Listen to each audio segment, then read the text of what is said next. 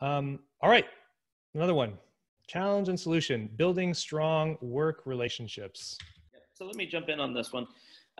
So one of the things that I think is hard for remote is, you're really relying on technology, and some of that could be things like Zoom that allow you to feel a little bit more face to face, see some of the facial expressions and maybe some of the hidden cues that you wouldn't normally get if you're just messaging through Slack or email.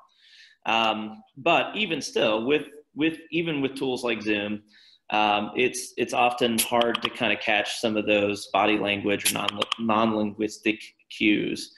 And the other thing that also I think kind of makes this challenging is that what we find regularly is for remote teams is you kind of fall into a habit of only communicating when there's a reason to communicate. So it actually starts to feel very transactional. Like the only times that I'm going to reach out to you or that you're going to reach out to me is when you need something. And it actually kind of gets in the way of actually building a meaningful relationship at work. I don't have the advantage if I'm working remote of that 5-minute walk to and from the restaurant where we're going to go grab lunch together. Even if we're just bringing it back and eating at our desk, that 5 or 10-minute conversation goes a long way towards helping me understand who you are, your values, some of the things that you like to do, your interests outside of work. And it just really kind of can be a barrier towards missing opportunities to build powerful bonds. So that's some of the challenges that I think we see regularly. One of the ways that we've heard a client kind of get past that is they'll use a tool like Slack or Teams, and if somebody's got a 20 or 30-minute drive to a client appointment, or maybe they're just going to pick their kids up from school towards the end of their day, they'll jump on Slack and they'll just toss something in and says like, hey, I'm available in my car for this 20-minute segment. If anybody's interested in connecting, here's my number, give me a call, right?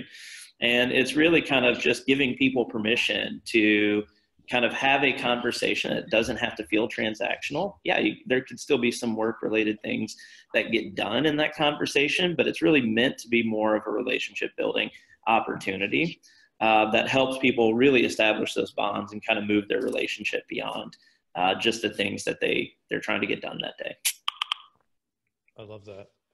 And people actually take advantage of that. Like it's not written to a specific person. It was written just like generally. And they're like, yeah, just broad. Yeah. I love that. Yeah. Yeah.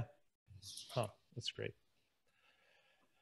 There's this interesting study that came up from Gallup, and this is not particular to remote, but just to companies in general, is those who have a best friend at work are 7 times as likely to be engaged in their jobs, they are better at working, and engaging customers. They produce higher quality work, and they have higher well-being and are less likely to get injured on the job. So just more research that suggests stronger relationships at work only help. So if you're a manager or if you're a founder of a company, you should really try to figure this out. And so ideally, as we all kind of discussed and saw in the poll, is yes, like if we're getting together in person, we will have better relationships. And Nancy has a great point herself, right? She says maybe people who are working remotely are more productive. Maybe being in person, you'll be able to get to know people in the office better. And I totally agree, right? You have these ad hoc conversations. You're walking to them to the office. It makes a lot of sense. So again, we're not all in the office. So how do we do it? I like tools. I like adding tools, especially if it automates my life. There's this great little tool that's easy to add called Donuts. And what you do is you add this to your Slack. Hopefully you guys are using Slack, Microsoft Teams. I know Darrin is, because we're hearing all of his Slack notifications. But you add this little tool, and what it does. I am at least muting now. It's fine. If we're working remotely, this is our life. We all understand how this goes. But what Donut does is it'll try to match up people who normally would not connect in different channels to have a little coffee date together. And so whether you can do it virtually or not, it doesn't really matter. We started doing it virtually, and it was fantastic for our company. We would just meet people that we wouldn't normally meet. They have a story where I think IBM added it, and they had 2 different people who were working on basically the identical product in 2 totally separate areas in the organization. They did a joint presentation, and they were able to do some amazing stuff. But who knows about when you talk to other people in your company.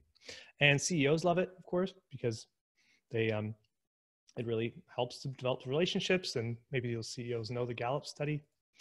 There's this other thing called Lean Coffee Table. And what Lean Coffee Table is just a really structured coffee time. So you can time bound it to half an hour. Everyone talks about the different, submits the different topics that they want to talk about. Then there's like a voting time where people can vote on which topics they want to talk about.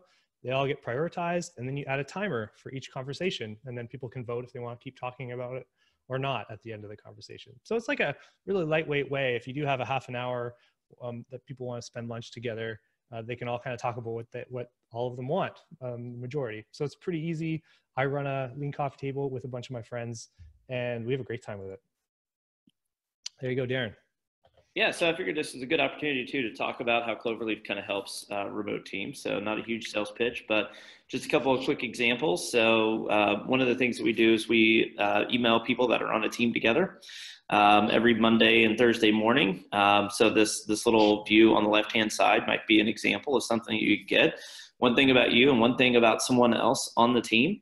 So these are great insights to kind of help you discover who the person is kind of below the surface, like their natural work styles, tendencies, and then you can rate that content. That helps feed into the engine and you get more high value content over time. Another example is on our Slack integration. So we'll actually push coaching content out inside of a channel if you choose to have that pushed to a channel. And then you get an opportunity to, or it's a prompt for you to respond to so that you can actually identify those opportunities or those places where you've seen that play out in that other person's work life. And so not only is it a great way to provide recognition, like Jevin mentioned earlier, but it's also a great way to kind of continue to increase your relational knowledge about the people that you're working with on a daily basis.